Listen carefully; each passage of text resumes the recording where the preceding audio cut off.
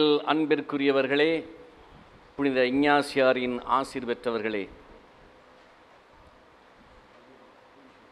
எந்த வீட்டு வேலையாலும் இரு தலைவர்களுக்கு பணிவிடை செய்ய முடியாது. நீங்கள் கடவுளுக்கும் செல்வத்துக்கும் பணிவிடை செய்ய முடியாது. ஆக இரட்டை வாழ்வு கூடாது. கொஞ்சம் நான் நன்மையை பிடிச்சிக்கிறேன், கொஞ்சம் நான் தீமையை பிடிச்சிக்கிறேன், கூடாது. கொஞ்சம் வாழ்வை பிடித்துக் கொள்கிறேன், கொஞ்சம் சாவையும் பிடித்துக் கொள்கிறேன், கூடாது. கொஞ்சம் உண்மையை பிடித்துக் கொள்கிறேன், கொஞ்சம் பொய்யையும் பிடித்துக் கொள்கிறேன், கூடாது. சாமியை கொஞ்சம் பிடிச்சுக்கிறேன், பிசாசை கொஞ்சம் பிடிச்சுக்கிறேன், கூடாது. இரட்டை வாழ்வு கூடாது. நீங்கள் கடவுளுக்கும் செல்வத்துக்கும் பணிவிடை செய்ய முடியாது. ஒன்றை செய், நன்றை செய், உடனே செய். இதுதான் அன்பார்ந்தவர்களே இன்று கிறிஸ்து நமக்கு வழங்கும் நற்செய்தி. ஒன்று, அந்த நன்று எது? அது கடவுள் மட்டுமே. நிலைவாழ்வு மட்டுமே, நித்திய வாழ்வு மட்டுமே, முடிவில்லாத வாழ்வு மட்டுமே. இரட்டை வாழ்வு ஒரு நாளும் கூடாது. சாமியும் வேணும், பேயும் வேணும், கூடாது, கூடாது. எனவே நன்றான அந்த ஒன்றான அந்த இறைவனை பற்றி பிடித்து கொண்டு நிலைவாழ்வை அடைய முயற்சி செய்ய வேண்டும். அதை எப்படி செய்வது? கிறிஸ்து இன்று விளக்கம் கொடுக்கின்றார்.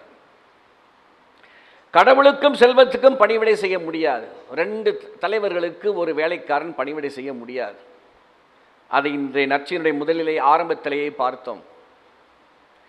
அந்த பணியாள் அநீதிக்கு, அக்கிரமத்துக்கு, செல்வத்திற்கு, பேய்க்கு தான் சேவை செய்கிறானே ஒழிய இந்த எஜமானனுக்கு, செல்வந்தனுக்கு சேவை செய்யவில்லை, முடியாது.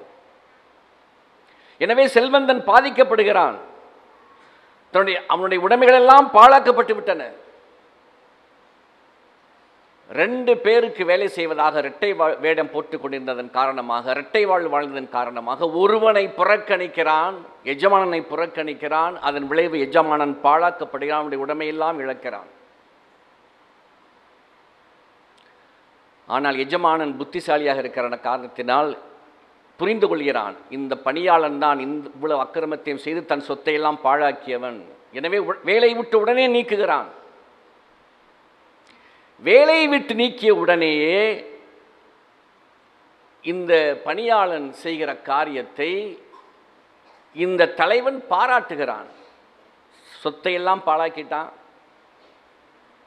தன்னுடைய எதிர்காலத்தையும் பாழாக்கிட்டான். அப்படிப்பட்ட இந்த பணியாளையும் பாராட்டுகிறான் எஜமான். இந்த காரணத்திற்காக, அவன் செய்த அக்கிரமத்திற்காக அல்ல, அவன் எடுத்த முடிவிற்காக. என்ன செய்கிறான் இந்த வேலைக்காரன்? தன்னுடைய இயலாமையை ஏற்றுக்கொள்கிறான். தலைவன்கிட்ட வசமாக மாட்டிக்கிட்டேன், இப்போ நான் தலைவனை இல்லை வேலையை விட்டு நிப்பாட்ட போகிறான், நான் என்ன செய்யணும்? நிலைமையை ஆராய்கிறான், தன் இயலாமையை ஏற்றுக்கொள்கிறான். என்ன சொல்கிறான்? மண் வெட்டவோ என்னால் இயலாது, மம்பட்டி பிடிக்க முடியாது, தரையில் வேலை செய்தால் முடியாது, அதுக்கான உடல் வலு என்கிட்ட இல்லை, உடல் உழைப்பு என்னால் முடியாது. தன்னுடைய இயலாமையை ஏற்றுக்கொள்கிறான். இறந்து உண்ணவும் வெட்கமாக இருக்கு, பிச்சை எடுக்கவும் எனக்கு வெக்கமாக இருக்குது, கேவலமாக இருக்குது. எல்லாம் என்னை பார்த்து காரி துப்புவானு. ஏன்டா இவ்வளோ நாள் இன்னும் அக்கிரமன்னு இப்போ பிச்சை எடுக்க வந்திருக்கு, கடவுளுக்கு கொடுத்த தண்டனையை பற்றி அவனுக்கு அப்படிலாம் காரி துப்புவானுங்க எனக்கு. அதனால் அந்த வெட்கமும் கேவலம் எனக்கு வேணாம். அப்போ நான் என்ன செய்யணும்? தன் இயலாமை ஏற்றுக்கொண்டு நிலைமையை பரிசீலனை செய்து தீர்மானிக்கிறான், முடிவெடுக்கிறான். முடிவெடுத்து அந்த முடிவை உடனடியாக செயல்படுத்துகிறான். இயலாமையை ஏற்றுக்கொள்ளுதல், உடனடியாக பரிசீலனை செய்து தன் வாழ்க்கையை அலசி பார்த்து முடிவெடுத்தல், அந்த முடிவை உடனே செயல்படுத்துதல். அதற்காகத்தான் தலைவன் அவனை பாராட்டுகிறான். அந்த வேலையால் முன்மதியோடு செயல்பட்டதால் தலைவர் அவரை பாராட்டினார்.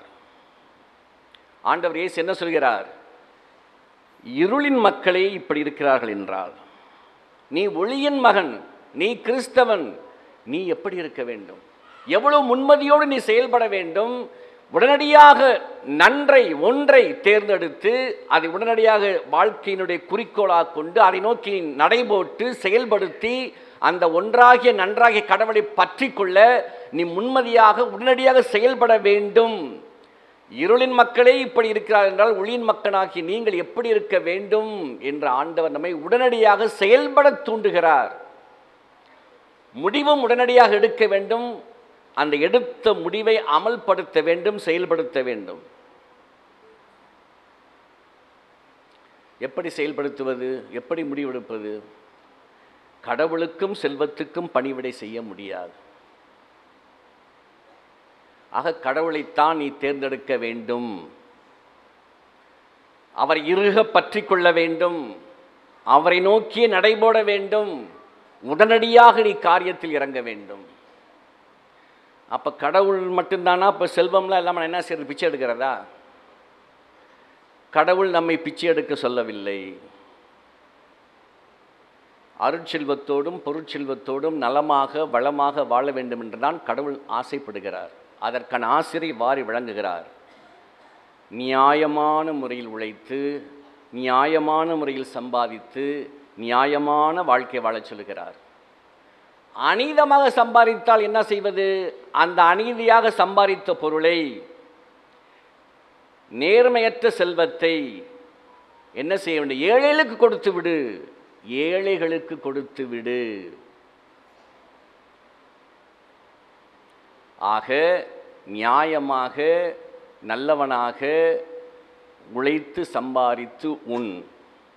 அநியாயமாய் சம்பாதிக்காதே. அநியாயமாய் சம்பாதித்தால் அந்த அநியாயமாய் சம்பாதித்த சொத்து அனைத்தையும் ஏழைகளுக்கு கொடுத்து விடு. பிறகு ஒரு காலம் வரும். கடவுளா செல்வமா, வாழ்வா சாவா, நீதியா அநீதியா, இறைவனா சொத்தா என்ற கேள்வி வரும்போது நீ இறைவனை மட்டுமே தேர்ந்தெடுக்க வேண்டும். அன்பார்ந்தவர்களே, நீங்கள் புனித பெரிய அந்தோணியாரை பற்றி கேள்விப்பட்டிருப்பீர்கள். இங்கே பதுவை அந்தோணியார் இருக்கிறார் கோவிலின் வலதுபுறத்திலே. உலகத்தில் உள்ள எல்லா கத்தோலிக்க தேவாலயங்களிலும் பதுவை அந்தோணியார் சிற்பம் கட்டாயமாக இருக்கும். கோடி அற்புதர் அவர். அவர் செய்யாத புதுமைகளே கிடையாது. அது மட்டுமல்ல, நமது பதுவை அந்தோணியார் ஞானத்திலும் அறிவிலும் ஆற்றலிலும் புனிதத்திலும் அனைத்திலும் ஈடு இணையற்று விளங்கியவர். எனவேதான் புனித பிரான்சிஸ்கு அசிசியார் உலகத்திலேயே முதல் முறையாக 5 காய வரம் பெற்ற புனிதர் புனித பிரான்சிஸ்கு அசிசியார். சின்ன குழந்தைகளுக்கெல்லாம் கேள்விப்பட்டிருக்கீங்களா?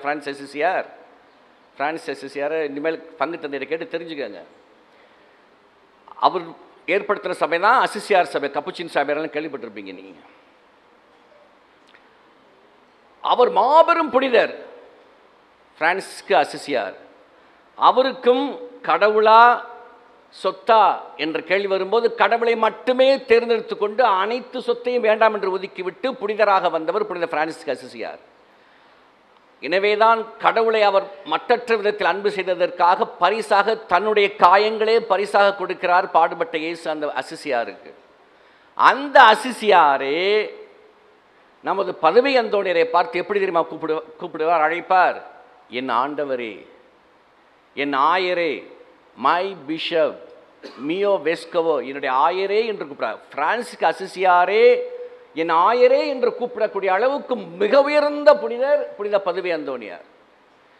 இந்த பதுவை அந்தோணியாரை பாராட்டி போற்றி வாழ்த்துகின்ற ஒரு பெரிய புனிதர் இருக்கின்றார் என்றால் அவர்தான் பெரிய அந்தோணியார். நீங்கள் பெரிய அந்தோணியார் பார்த்துருப்பீங்க. தாடிலாம் வளர்த்துருப்பாங்க. சிறுபத்து கீழே பெரிய அந்தோணியார் சிறுபத்து கீழே பன்னிலாம் நிற்கும்.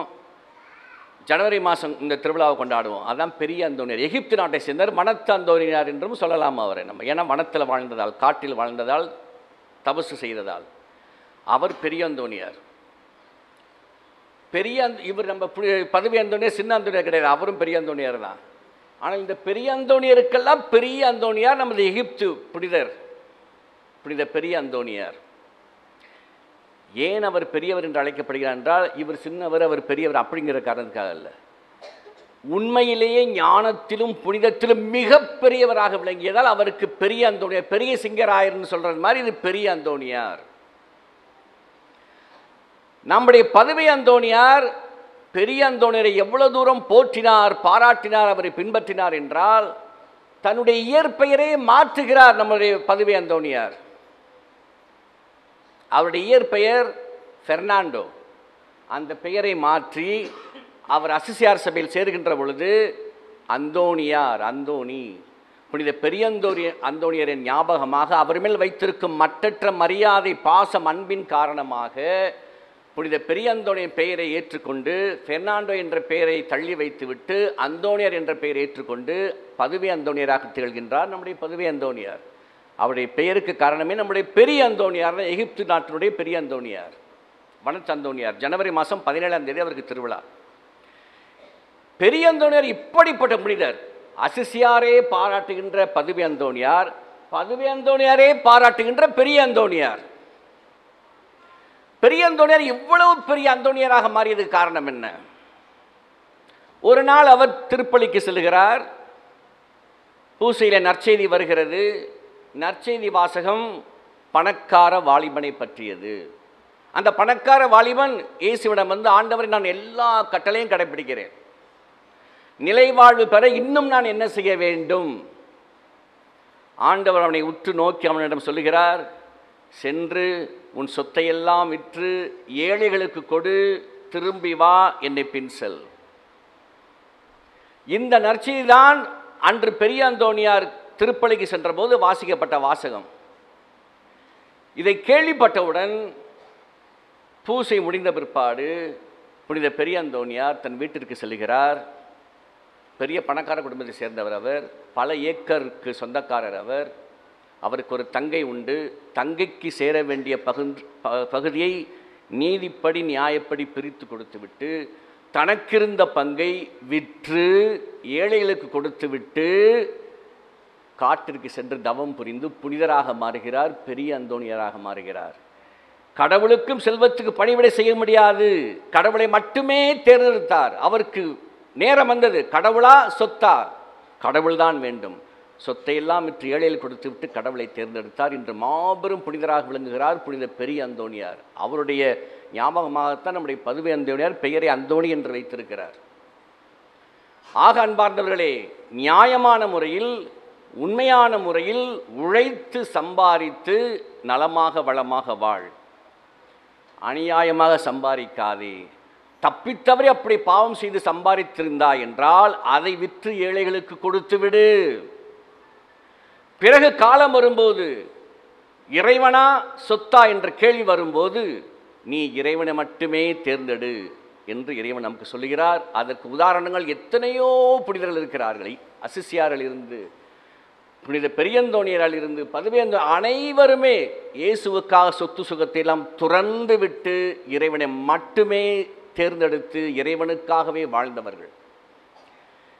ஏன் இறைவனை மட்டுமே தேர்ந்தெடுக்க வேண்டும்? இறைவன் தான் நம்முடைய உண்மையான சொத்து, அவர்தான் நம்முடைய நிலை வாழ்வு, அவர்தான் நமது பேரின்பம். எனவே முடிவில்லாத வாழ்வுக்காக வாழ வேண்டும் என்றால் இந்த நிலையில்லா சொத்துக்கள், காசுகள் இதையெல்லாம் பைத்தியகாரத்தனமாக பிடித்து கொண்டிருக்காமல் நிலை வாழ்வை நோக்கி செல்ல வேண்டும் என்றால் நாம் இறைவனை மட்டுமே இறுக்கி பிடித்து கொள்ள வேண்டும், புனிதர்களை பின்பற்ற வேண்டும். இந்த மாதம் 7ஆம் தேதி ரோமையிலே, வத்திக்கானிலே பாப்பரசர் லியோ 2 இளைஞர்களுக்கு புனிதர் பட்டம் கொடுத்தார். ஒரு இளைஞன் 15 வயது தான், இன்னொரு இளைஞன் 24 வயது. 2 பேருக்கும் புனிதர் பட்டம். 2 பேருமே பணக்கார குடும்பத்தை சேர்ந்தவங்க. 2 பேருமே கடவுள் மட்டுமே என்று சொத்து சுகத்தையெல்லாம் விட்டுவிட்டு கடவுளை மட்டுமே பின்பற்றியவர்கள், அவரை மட்டுமே தேர்ந்தெடுத்து கொண்டவர்கள். ஒற்றை வாழ்வு வாழ்ந்தவர்கள், இரட்டை வாழ்வு அல்ல, ஒற்றை வாழ்வு. இறைவன் மட்டுமே ஒன்று, அது நன்று, அது இறைவன் மட்டுமே என்று அவரை மட்டுமே தேர்ந்தெடுத்து வாழ்ந்தவர்கள். எனவே இன்று புனிதர்களாக விளங்குகிறார்கள். எனவே புனிதர்களை பின்பற்றுவோம், இறைவனை மட்டுமே தேர்ந்தெடுப்போம், இரட்டை வாழ்வை ஒழிப்போம், உண்மையான வாழ்வு வாழ்ந்து உண்மையான கிறிஸ்தவ மக்களாக வாழ்வோம். ஆமென்.